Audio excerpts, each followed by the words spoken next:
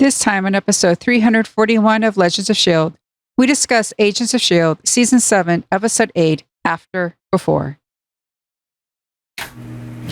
I'm David S. Dawson from the Intellectual Podcast, a show that spotlights creatives from all walks of life, part of the GonnaGeek network, just like the show you're checking out now.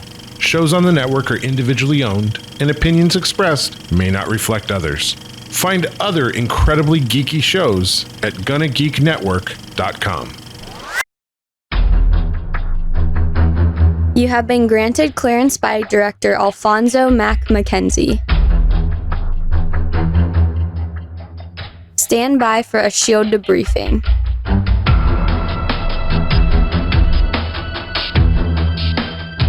All information to be discussed here is classified and may only be discussed among agents granted clearance by the S.H.I.E.L.D. Director. Now it's time for your scheduled debriefing. I'm Director SB. I'm Agent Michelle. Welcome to Legends of S.H.I.E.L.D., a Marvel Comic Universe fan show. The show is recorded on Thursday, July 16th, 2020, live from the Legends of S.H.I.E.L.D. studios and broadcast timeline-wide in the sky via www.geeks.live. Come and join our live chat as we record. Michelle, happy National Corn Fritters Day.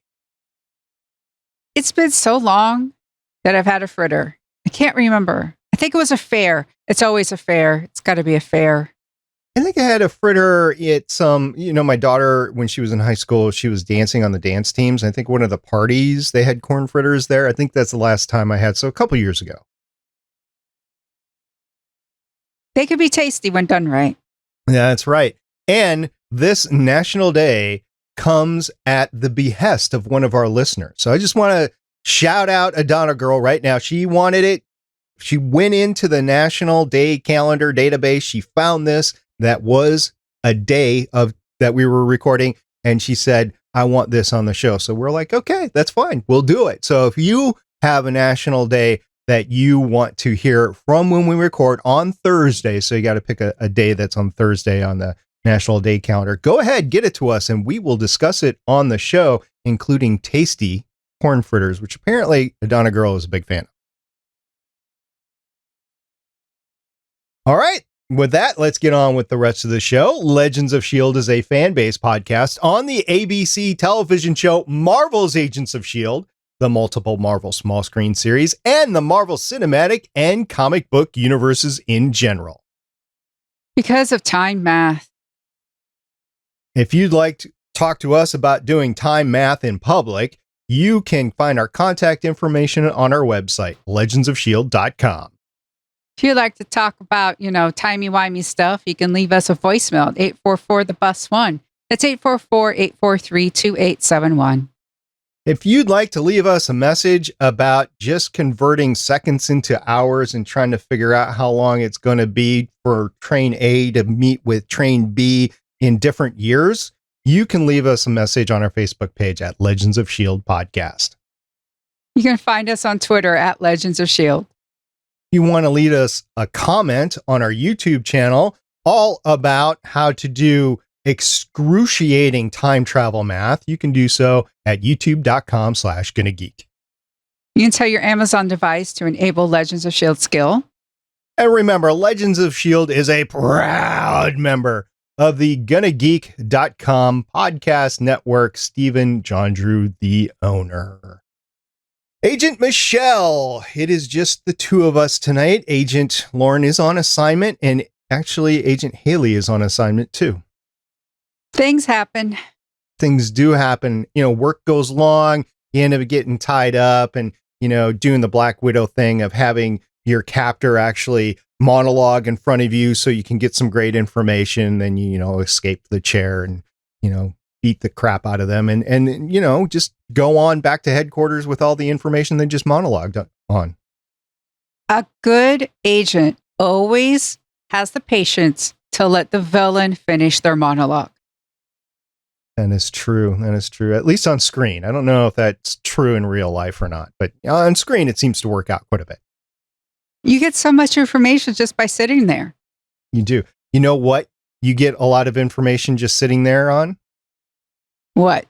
listening to Legends of S.H.I.E.L.D. podcast talking about the latest Agents of S.H.I.E.L.D. episode, in this case, After Before. Should we get to it? Yes. Okay, here we go.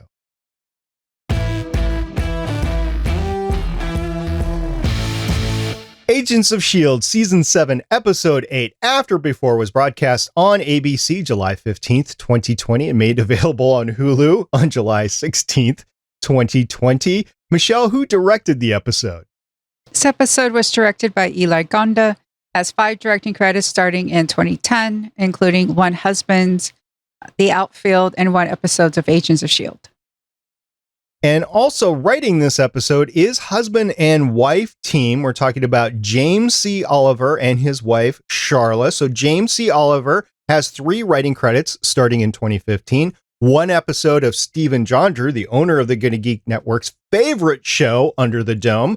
2 episodes of the webisode series, Agents of S.H.I.E.L.D. Slingshot, and 7 episodes of Agents of S.H.I.E.L.D. He was joined by his wife, Sharla, who has 4 writing credits starting in 2015, including 5 agents of Agents of S.H.I.E.L.D. Double Agent, 1 episode of Under the Dome, 2 episodes of Agents of S.H.I.E.L.D. Slingshot, and 8 episodes of Agents of S.H.I.E.L.D. Michelle, I think Sharla is the more prolific out of the 2 writers here. Not by much, but I'm pretty sure they're a team.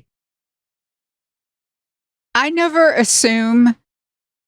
Look, I work in education, so I never assume anyone's related just because they have, the last name. Because if that was the case, then I would have had like 200 students with I had a whole bunch of students with the last name of Garcia. It's like, I don't think one family is that big. So it's like, I didn't know if they were husband or wife, brother or sister, or just a coincidence. Yeah, we've talked about them before on the show, and I have researched them, and I remember that they are a husband and wife. Well, it's good they have a good working relationship. And speaking of married people, working in show business, Agents of S.H.I.E.L.D. is run by the husband and wife team of Maurissa, Tancharoen, and Jed Whedon. Yes. Now, Michelle, we often talk about the episode in terms of the title of the episode relating the theme of the episode to the title of the episode. The title of the episode is After Before. And I got to be honest with you, it took me till the second watch. I've actually watched this episode 3 times, and I'll explain that in a little bit. It took me till the second watch to figure out what the title really meant. So, Michelle, since I'm a little dense here, why don't you tell everybody what the title is about? Well, there are multiple meanings. First, we start like how the last episode began when Mac was leaving and Zeke, when Mac left and Deke left. We're back in the Zephyr and things are happening. So we're seeing what happened after they left, but before we caught up to them. So there's a whole bunch of timey-wimey thing. And then we went back to Afterlife before we got there, and also before Daisy is born, I believe. That is correct. Which is a really big thing, because if Daisy isn't born, see, it's the Max situation. If Daisy isn't born, then what happens? I think that's why they woke up Coulson when he was half done, in order to discuss that, because it's Daisy's idea to go to Jiling. That's the first thing we should say. It is her idea, because Jiling knows all about Inhumans, but they are going there before Daisy is born. That's right. And eventually we might get to a point where we have a Back to the Future sort of situation where Daisy has to get her parents together in order so that, Daisy is actually born. You mean a Deke situation? No, I was Back to the Future with Marty McFly getting his parents together. Yeah, but we already have Deke in that situation. He's trying to get. Oh, to make sure. Yeah. Again, we don't know if the two of them had a kid yet or not. Fitz could be hiding out with their daughter right now. We don't know. Speaking of Fitz, where the Fitz is Fitz. I know, where the F is Fitz, right? You put the F in Fitz. It's episode 8. We are more than halfway through. We have not seen or heard Fitz this entire time. The last time we saw Fitz was before the finale from last So he was not in the last scenes of the season 6 finale. Where is he? I have to officially say that all of us lost a bet because I believe all of us thought we would have seen him by now. Yeah. We all lost. That's the first thing we need to admit. I don't understand.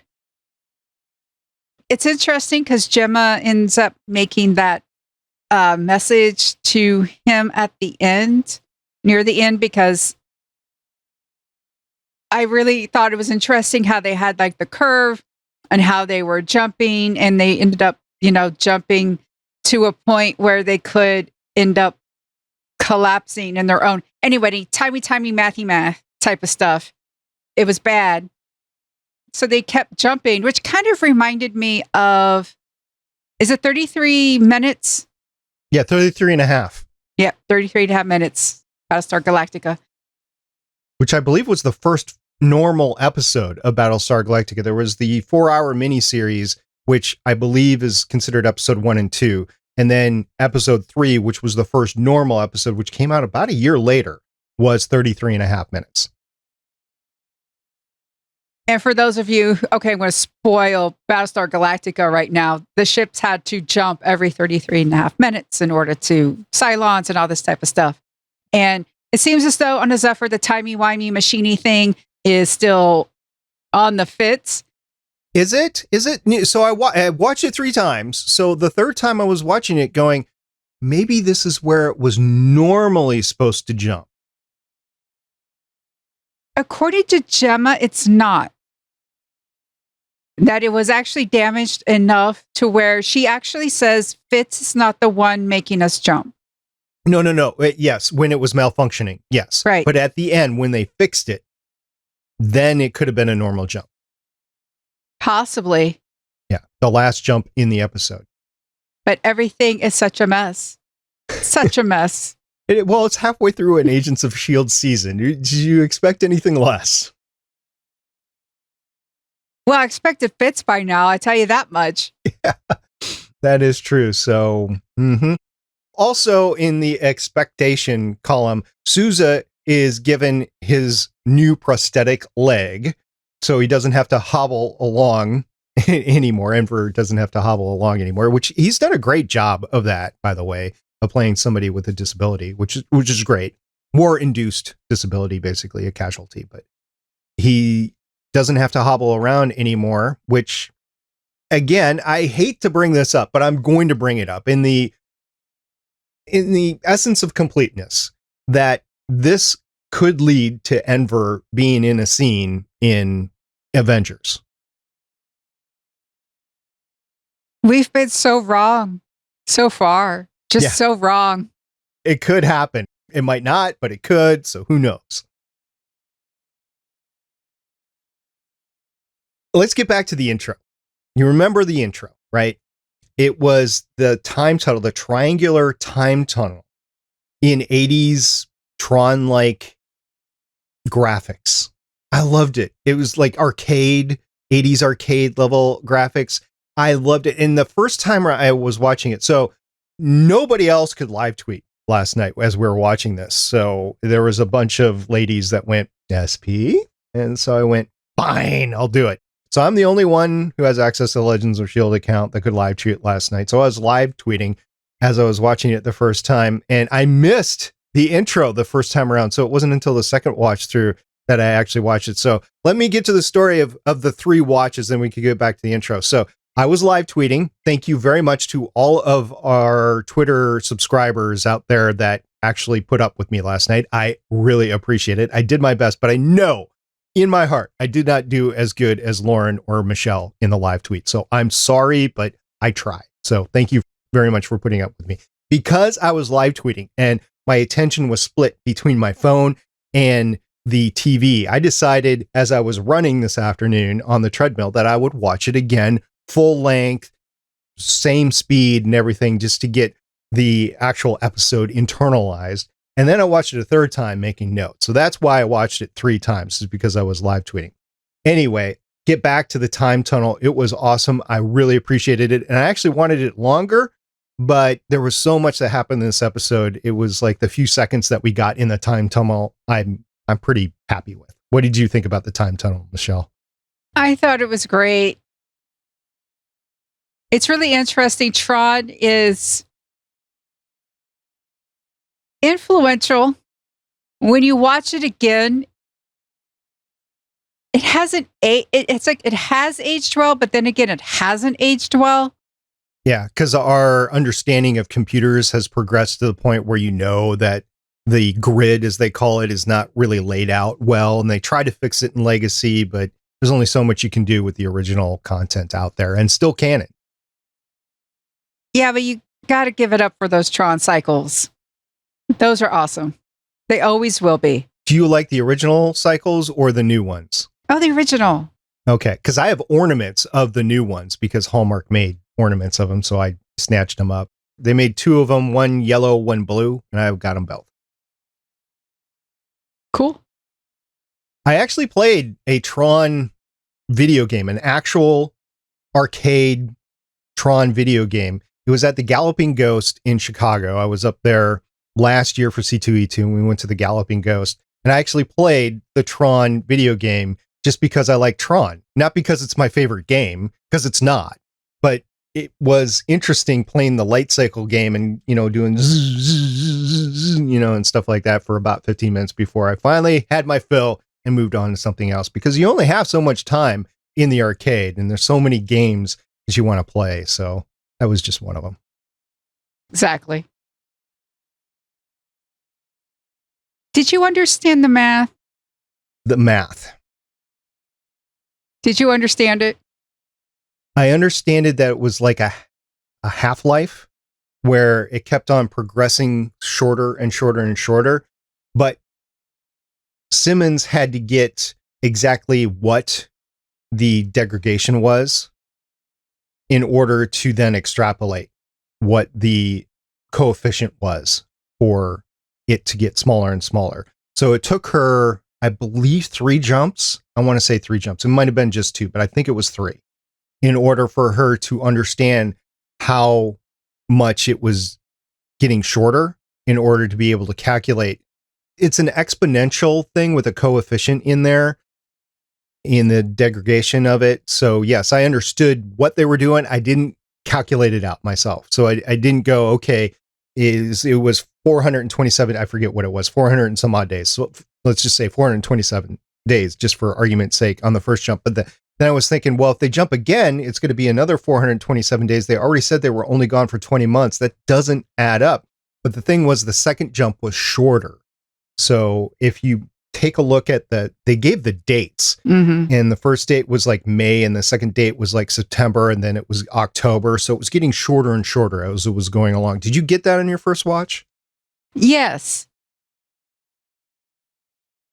I do like the comparison to a Half-Life. I just thought it was interesting how she was able to extrapolate and make the time watch.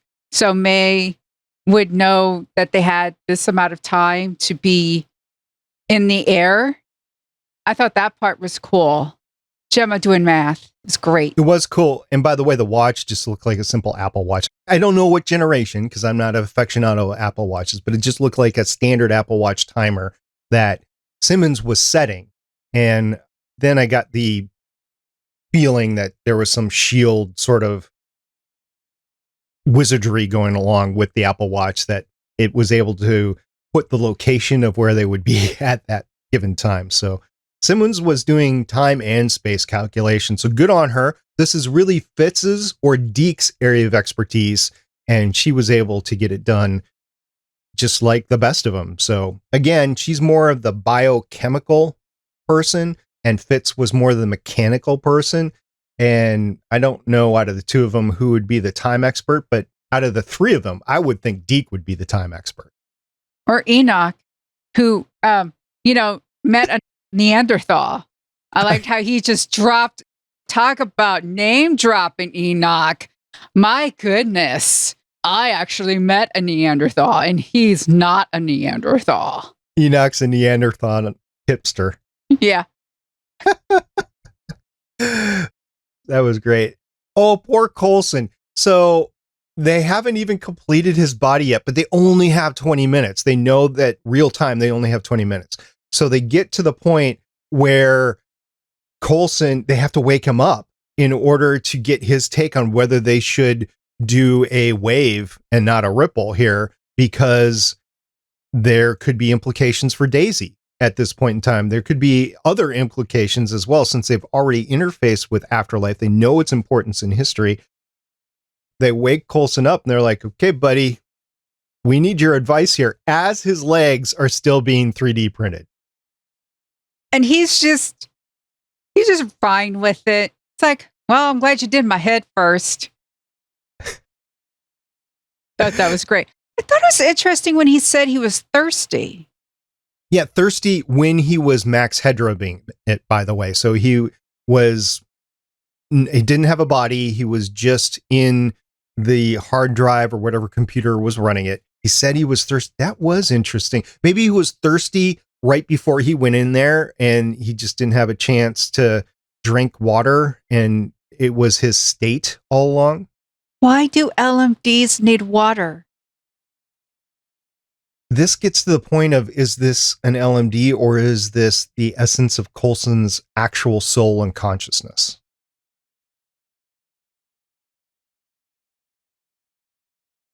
Coulson's essence is like, well, I have thirst. I should have thirst, or therefore I have thirst, and therefore I drink water. No, like, is this actual Coulson, like Coulson, the original Coulson, or the resurrected Coulson? Because that's what we had in the show, right? Coulson was in the Avengers, and then he died, and they brought him back, so that was resurrected Coulson. But it was still Coulson, like the original Coulson, and he had all the feelings and needs and physical stuff of an actual person at that point. He was an actual person, and was just resurrected. Then he becomes an LMD. Well, then he becomes Sarge, but the LMD Coulson is back to the resurrected Coulson because that's where his brainwaves were taken from the framework. That's what I said. He thinks it's one of those, I think I should be thirsty. But is his soul included? Because if it's his soul included, maybe it's really everything Coulson plus the physical. I'm not doubting that I just thought it was interesting that an LMD wants to drink water. I'm just trying to figure out if it's like Data. Like Data could eat and drink and he process it in a way that would not hurt his biomechanical systems. So I'm wondering if an LMD has a way to process water and all that type of stuff. Apparently it does, like fully functional. Yeah. Maybe it's part of the coolant system. Well, if you're trying to replicate an actual person, which an LMD is trying to do, right? And if you get stuck at a dinner party, you got to partake with everybody else. Yeah, okay. So it's not really he has to eat. It could be more of he can eat in order to seem more like a normal human. Okay. I know. Okay. I didn't mean to get stuck on the whole, what is Coulson? That's Why all is he right. thirsty? As long as we're talking about drinking, May wants some whiskey. A lot of it. And wouldn't you, if you were May and feelings weren't your thing, and all of a sudden you had to go through feeling therapy with Yo-Yo, yeah, you'd want to drink some whiskey too. I love how it wasn't working for either of them. And so they communicated and worked through stuff the only way they know how, and that's through sparring. It was a great fight. And you're right, it's sparring. It wasn't a fight, but I'll just say it was a fight because it's just like any other fight on Agents of S.H.I.E.L.D. with the fight choreography going on, whatever. And whenever she had to dodge a move or Yo-Yo got actual physical contact or whatever through it, it brought her through the trauma that she has lived, it turns out, her entire life. And it just brings everything to the surface because as they're at Afterlife, she is tested. And we got to go back to the whole beginning there, but she is tested, found out that it is not chemical or there's no drug or anything that's taken away her powers. It is just mental for her or emotional or a combination thereof. And so she's got to go through this therapy So May, being team mom and trying to get her power back, because her power is the only thing that's going to save them at this point in time with the Zephyr to fix the time drive. And she's got to go through all this. So she does what May does best, and that's fight. It was great. It was interesting seeing. It's almost as though it's like a big case of survivor's guilt. All these times when, it goes back to her taking the necklace and her thinking that taking the necklace causes, her uncle's death, and building up from there, her actions, and then seeing someone get hurt or dying as a result. It's really interesting how that manifests into this. It was. So I took a little bit of time trying to figure out exactly what was wrong with Yo-Yo. And you're right. It's like survivor's guilt all the way back to when she was a kid. And it just kept on building and building and building to the point where she was always having to rebound, right? Well, she finally dealt with all that guilt and she didn't have to rebound anymore. And she could just go fast. So we have on Agents of S.H.I.E.L.D., a Marvel property, we now have a female Flash. Well, not technically. I mean, I thought it was great at the beginning when they're like, oh, you don't have your power, you got to prove it. And then she touches the diviner, and May is just like, does that little cough. And she's like, oh yeah, this is a prosthetic. And she touches it to her cheek, and it does prove she's an Inhuman. So she doesn't, so she's not imbued with the speed force, but she has realized that she doesn't bounce back, that she can run forward. Yo-Yo, I love you, dear, but if you cause a flashpoint, yeah, there's too much time stuff going on here. Don't do a flashpoint. This show can't okay, my brain can't handle it. Yeah, I don't think she's going to go fast enough to figure that she can reverse time, but anything's possible. Who knows? There's 5 episodes left, the final 5, then another BSG reference there. And we'll see what happens with her, and hopefully she doesn't turn back time. But you're absolutely right. When she picked up the diviner, all the feels from that, I believe it was the 3rd season of Agents of S.H.I.E.L.D., all those feelings came back. It was like, oh, the diviner. So they were talking about Terrigen crystals, and they were talking about the diviner, and that if she wasn't an Inhuman, everybody knew what was going to happen, but it didn't happen. And since she had already been transformed, like there was no mist involved or anything like that. So nothing bad happened to her. But yeah, the old diviner with the graphics that went along with that as she touched it to her cheek, and everybody's like, yeah, okay. And everybody moved on at that point. Like, it's no big deal. We've been through this. But if this was the first time we were seeing it, we'd be like, oh my gosh, what happened? But so all those feelings went through me when I saw it. And then I was like, okay, time to move on, because we've done that story. We don't need to do that story again. Exactly. It was great seeing Jilene again. I like the actor. What's her name? Daishin. Oh, I can never pronounce it. Oh, neither can I. And I don't have it up right now on the screen. But yeah, so she's it was great having her back. And obviously we're going to get her back at least one more episode, if not more. And we just didn't get her. We got Gordon as well, the transporting immortal that couldn't see. We got him back, and it brought back, like I said, all those feels from season 3. And because we know how that story ended in the original timeline, I don't know if it's going to duplicate itself now. I don't know. I get an uneasy feeling like we're in an alternate timeline now, and everything that's happened has been changed. And this might be their way out of being in the Marvel Cinematic Universe too, at least being in the same timeline. They have screwed so much up since 3 seasons ago. I know. And Nathaniel shows up, and he convinces the one that, first you think Cora's being, mistreated, but you find out that Cora is just losing control of her powers. And Nathaniel's just like, embrace the anarchy. Just let go. Anarchy, by the way, is a Marvel character. Are you familiar at all with Anarchy? Oh, it's been a while.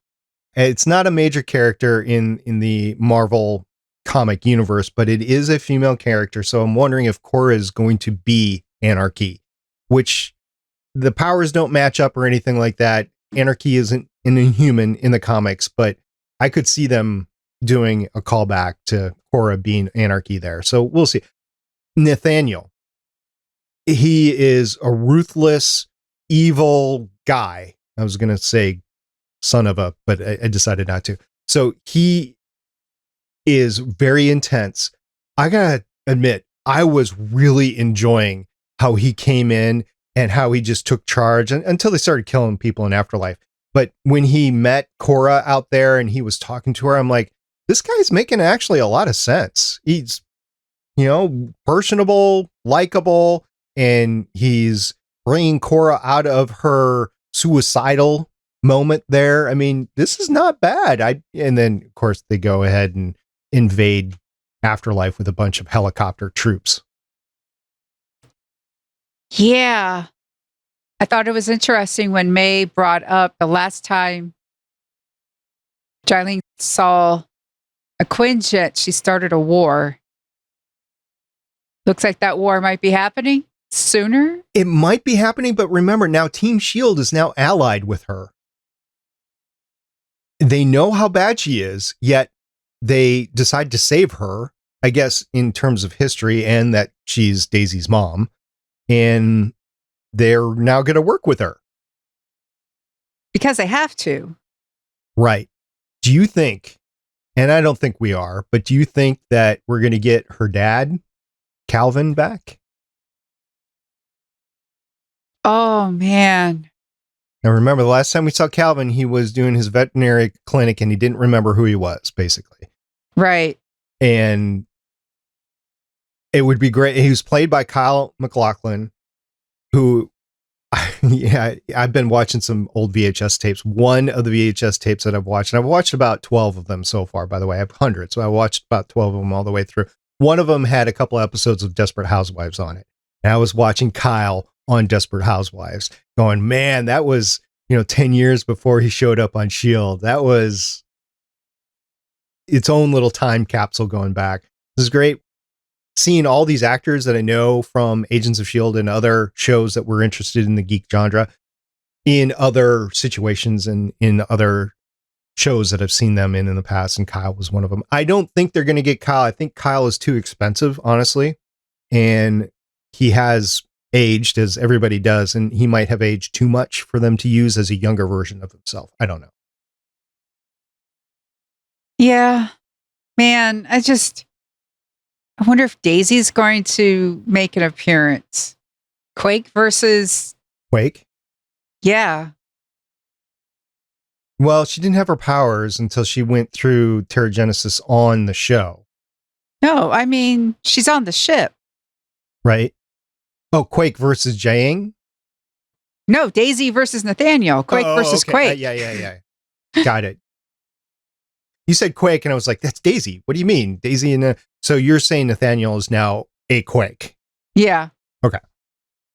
Eventually it's going to happen. Nathaniel, by the way, is not dead. He has very well controlled his powers because he was able to dismantle Korra's gun right in front of her.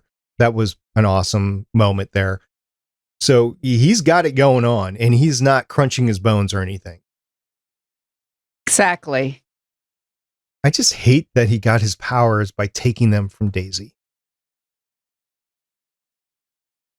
She realized what happened to her is what happened to her mother. Let's talk about May, because her feeling powers are getting better and better. And I think she is actually starting to regain some on her own, but she's still being overpowered by other feelings, including, got to skip back to the lighthouse when Mac and Yo-Yo reunited. So May experienced that outside the door. So there was space and blocks in between. And yeah, a little bit creepy if it wasn't for May, because May's not going to abuse that at all. Matter of fact, she was probably disgusted by it and just kept on moving on, and probably happy for Yo-Yo too, but she decided to move on from there. But yeah, that would be, I wouldn't want my mom, if I'm a teenager, I wouldn't want my mom to have those powers where you have your mom able to feel those feelings outside the door, and it's closed, which it probably shouldn't be as a teenager. But yeah, that would be kind of awkward. And May is basically Teen Mom. So I think she played the role pretty well with that. But that was just an interesting tidbit where she is now feeling from a distance. And Jiling figured that out. You're not the first empath I met. No, I wonder what the other empaths are. Yeah. Like, we need more information on May. Is she going to meet other empaths to either train her or tell her what's going on? Exactly. We also get, I would call it another tender Coulson Daisy moment. Now, remember, Daisy was like the daughter that Coulson never had and was his protege. Daisy was his protege throughout the entire show up to season 5.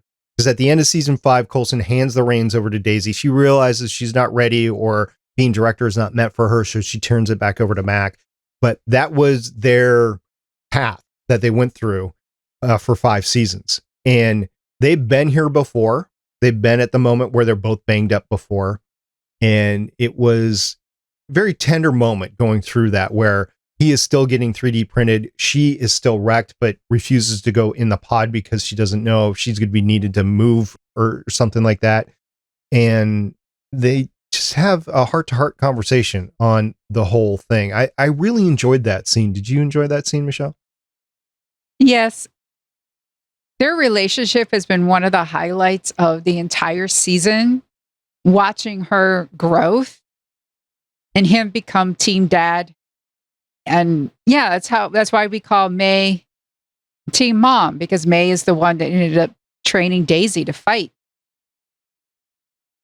And Daisy and Chloe Bennett can sure fight. And Chloe, having gone through and basically growing up as an actor on this show, going through all of the fight choreography that she has had to do over the years, because she's done a lot of her own stunts. It's kind of amazing to see. And I'm not too surprised to see her playing banged up on the show because she's been banged up on the show before. So she knows what that feels like.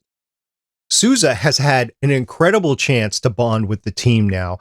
He doesn't really understand the technology. He's in the future, but he understands tactically and strategically what they have to do. So when it comes down to plan C, so he has no option of trying to help fix the ship, but it comes down to plan C. He's like, okay, I've done this before in World War II. We're going to jump out of this plane.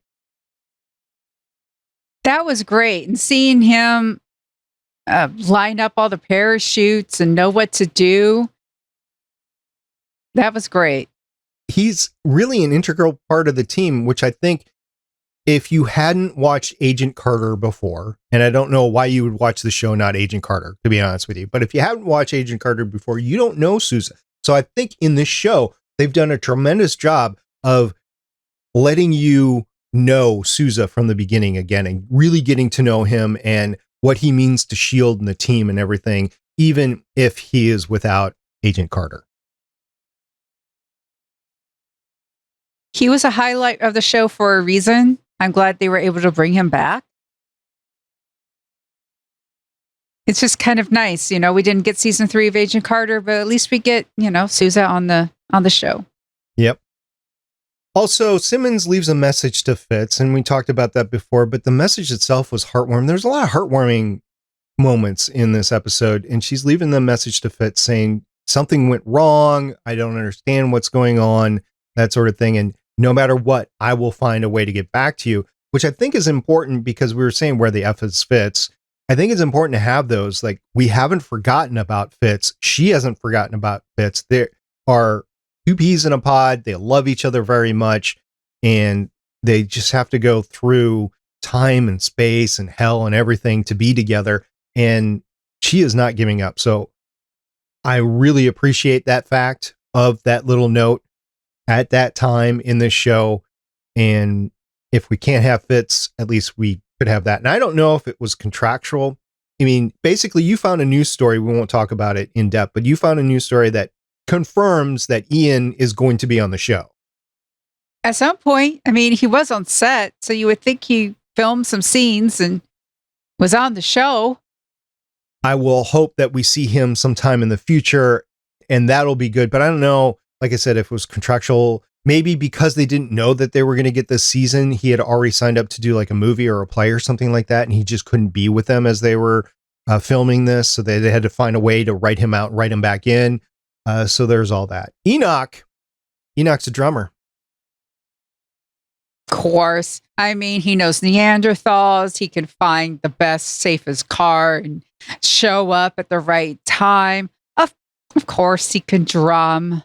Do you think that they're going to go back to the lighthouse and Deke and Enoch will be reunited with the Deke squad? Maybe. Because they haven't gone anywhere. They're still there. The Deke squad could be in the lighthouse right now. I mean, it's been a few months, but they could still be there. True. They haven't passed. Well, I was going to say they haven't passed all the way through the 80s, but we don't know where that final jump took them. No, but it's probably still in the 80s. I don't know, because May said she didn't want to live through the 80s again. So I think we're moving forward, whether that's to the 90s, the 2000s, 2010s, present day. I don't know. Yeah. I had a great time watching this episode. I had a great time live tweeting it. I don't know if it made it more fun for me or not. I love time loop episodes. And while this wasn't a time loop episode, it was kind of a time loop-ish sort of episode, right? Where you're getting the jumps, which are getting closer and closer and closer. It's just the type of sci-fi that I like. So I'm glad we got something on this on Agents of S.H.I.E.L.D. Was it my favorite episode of this season? No, but I think it was, well, we have 8 so far. It was, I don't know, top 2 or 3 for me, but it wasn't the top one. In the end, how'd you like the episode? Was it thumbs up, thumbs down? Oh, I like the episode. Really, they're really good episodes. Oh, it's like really nitpicking them to be like, oh, this is bad. No, it was a good episode. Oh, I have something that, if you want to talk about nitpicking, I have a nitpick moment. And if Lauren was here, she'll be like, SP, I knew you were going to pick this up. So as the two, as Yo-Yo and May are leaving to go to Afterlife, they say that the Zephyr is going to stay on course to Afterlife because they're jumping along the way. So it's going to take them longer to get there. So they really need, and they only have so many minutes of flight. They only have 20 minutes of flight. So they really have to get closer to Afterlife as they're going along. So they say, okay, we set the coordinates in and we're moving towards Afterlife. Yet when May and Yo-Yo disengage from the Zephyr in the Quinjet, they don't just fly straight through where the Zephyr used to be. They actually turn about 45 degrees or so, maybe 60 degrees off to port. So the Zephyr was going in the wrong direction. So was the Zephyr not pointed in the right way to begin with? Is that a continuity break where the Quinjet should have been going straight, but they had the Quinjet fly off to the left just for visuals? How'd that happen? Didn't, after they leave, the Zephyr vanish? It did, but because it only has so much time, so much real time, like 20 minutes or less, they don't have any time to spare to go the wrong direction. They need to head straight towards Afterlife. Well, perhaps it was a way for her to make sure that the Quinjet didn't get sucked into some sort of weird time thingy because the ship just left. It was an evasive maneuver. I thought it would be an evasive maneuver. Okay, I'll go with that. It's not what I would think, but yeah, I'll go with that. Yeah. So that was a nitpick moment. And, very, very, very fine nitpick, which Michelle just said, no, SP, you're wrong. Exactly. So there you go. All right, next Thursday, we're going to be discussing Agents of S.H.I.E.L.D. Season 7, Episode 9. So the last single-digit episode in the season, in the series, As I Have Always Been. Looking forward to that one. Maybe we'll get fits. We'll see. All right. So we're going to go, the two of us, since it's just the two of us, we got to go fix our time drive thingy so that we don't skip through life here and get on out of here.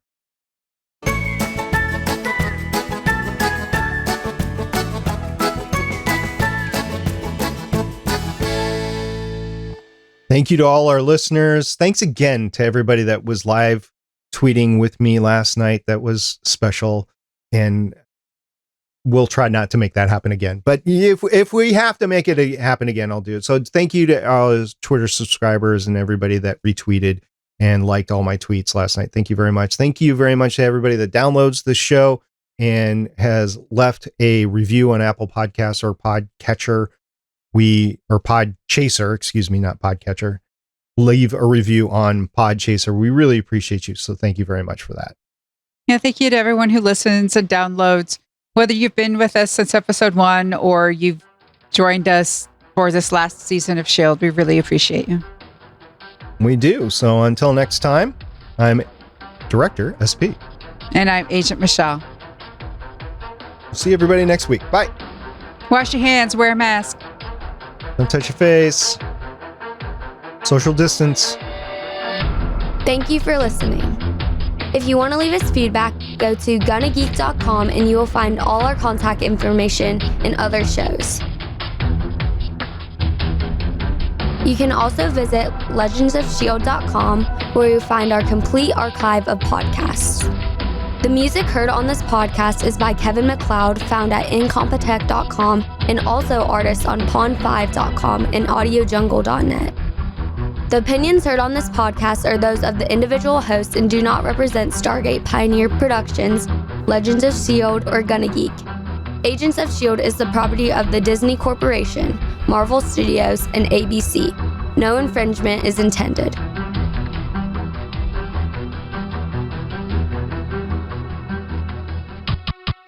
Legends of S.H.I.E.L.D is copyright 2013 through 2020.